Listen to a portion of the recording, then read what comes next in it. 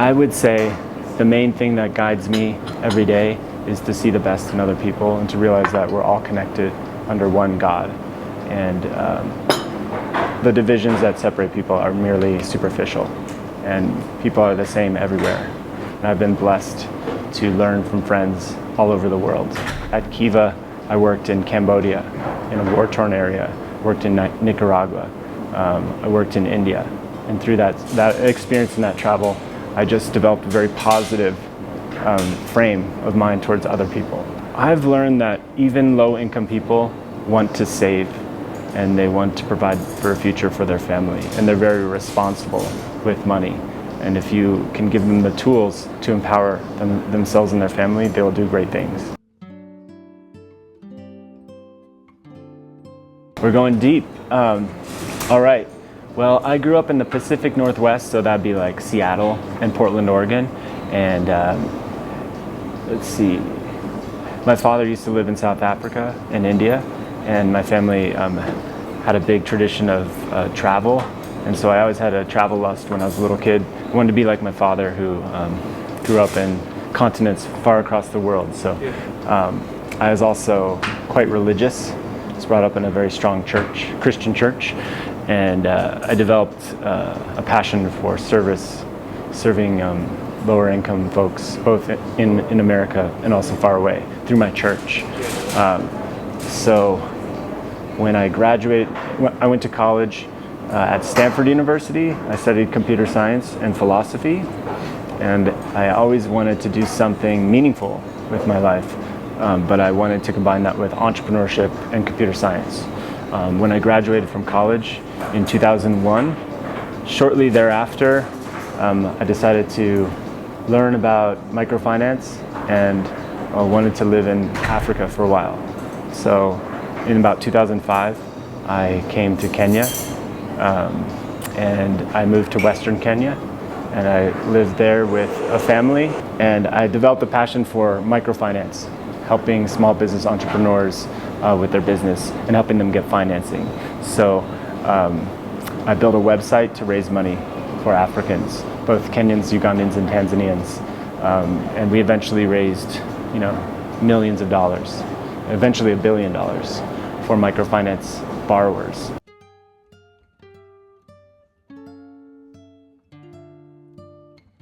I would say so. I'm still a Christian, but I also see it in a much more universal way. Like, I think when you're brought up in a very strict Christian household, you might be taught that Christianity is the only way, and if you're not Christian, you'll go to hell forever. And I gave up that belief. I think all religions have something to offer and can access God in a different way, for sure. But I've become a lot more open-minded about other cultures and other religions since I started.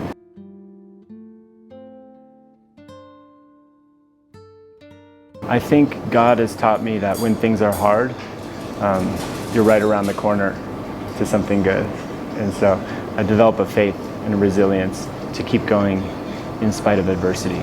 And also to see the good in people, and the universal humanity in everyone, and how we're connected in a universal way, even though our skin color is different, or I grew up in a much different place than you.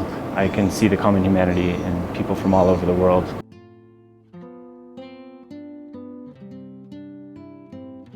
I don't think I'm good at a lot, but I think I'm good at persevering. I think that's the main thing.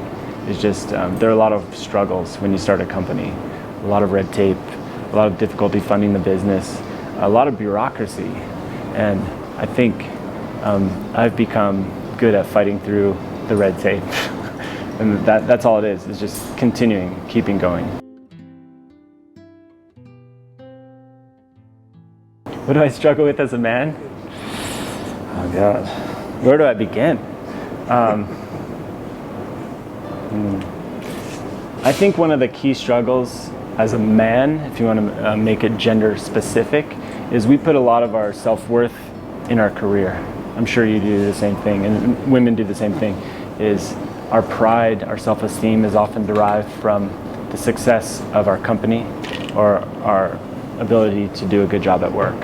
So separating myself to some extent from the company is important.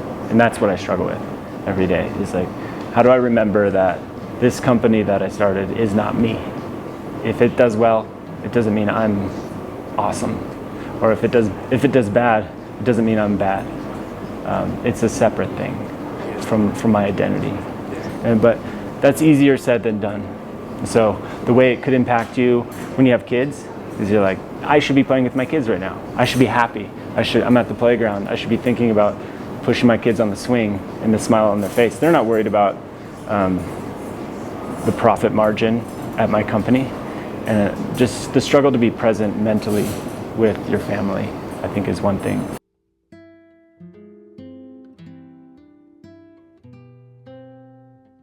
Business books are nearly worthless in my mind.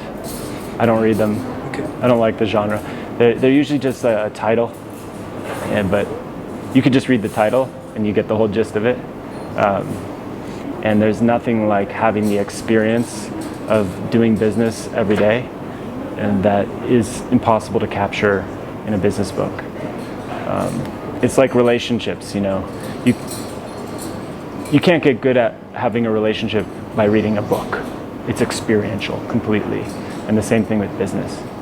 You can learn some skills with business books like accounting, computer science, marketing, etc. Those are skills, but I don't think you can learn how to be an entrepreneur by study, if that makes sense. You just have to do it and fail a lot of times.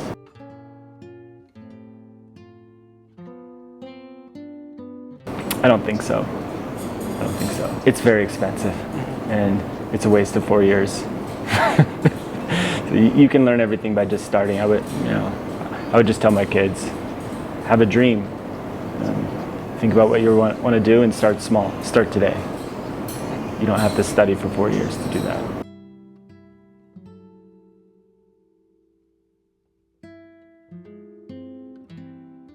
I think so. That's why the dream cannot be materialistic in and of itself, because that is very fleeting. Once you achieve a materialistic goal, like, oh, we raised $100 million, or I have 1,000 employees, or I'm profitable, then the mind just is hungry for more. More money, more success, more fame, all that stuff. And then when you get there, you have a great sense of emptiness, if that's all you're going for. But there's certain things that are timeless, like relationships, helping others, serving others, impact-related things that are transcend any material goal.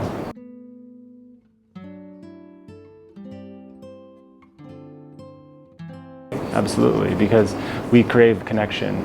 We crave to be close to others, and serving others is the same as serving yourself, because you realize you're not very different from them. In fact, you are one with others, and so when you help them, you're helping yourself, and that's a paradox, but it's a lesson a lot of people have to learn the hard way.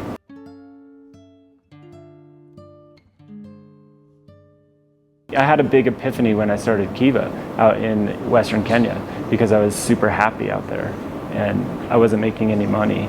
I had no bank account, but I was much happier, and the people I was around were oddly more joyful than the people at Stanford that were striving for money and success.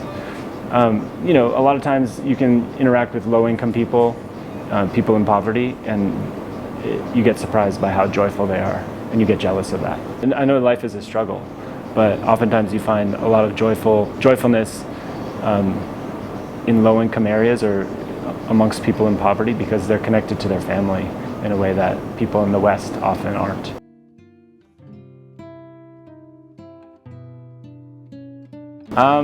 Worry. I worry about things. I worry about the security of my company. I worry about the jobs, the people's jobs and lives that they've had. And my main struggle is to step back, meditate, and stop worrying.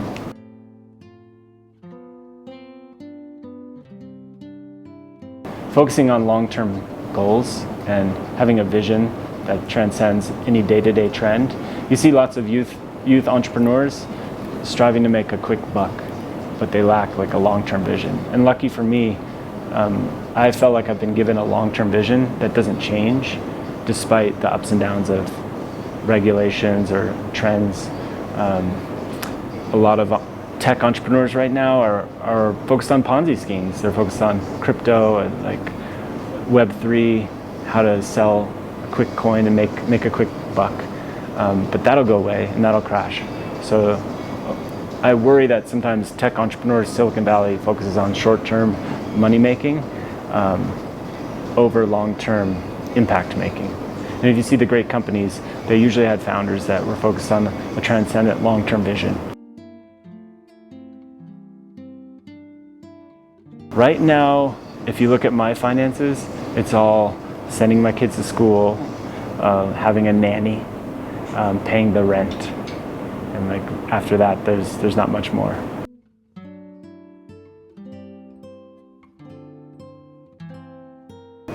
I don't like having a lot of things. Things end up being a burden, so just having very few things and not surrounding yourself with gadgets or possessions. Well, first of all, I'm very privileged, so you got to realize that. I came from a wealthy family. I went to school at Stanford. I got a great education, studied computer science. I didn't pay for my education. My dad paid for it, so I didn't have student debt. So I entered the business world with no debts and a great education, coming from a rich part of the world, near Silicon Valley, being a white man. And I realized that's a tension I carry with me everywhere I go. So I work in Kenya, and here I am coming from all this privilege, able to raise a lot of money. Whereas entrepreneurs, I meet entrepreneurs every day that can't do that. Just before this meeting, I was meeting a Kenyan entrepreneur, and he's like, how did you raise $100 million to start your company? It's like, well, first of all, I'm very lucky. I didn't grow up in Kenya, I grew up in the USA. So I had access to wealth that they will never have, but I want to help you and I want to bridge that gap. So my mission in life, outside of work, is to bridge the financing gap for passionate entrepreneurs here in Kenya and all over Africa.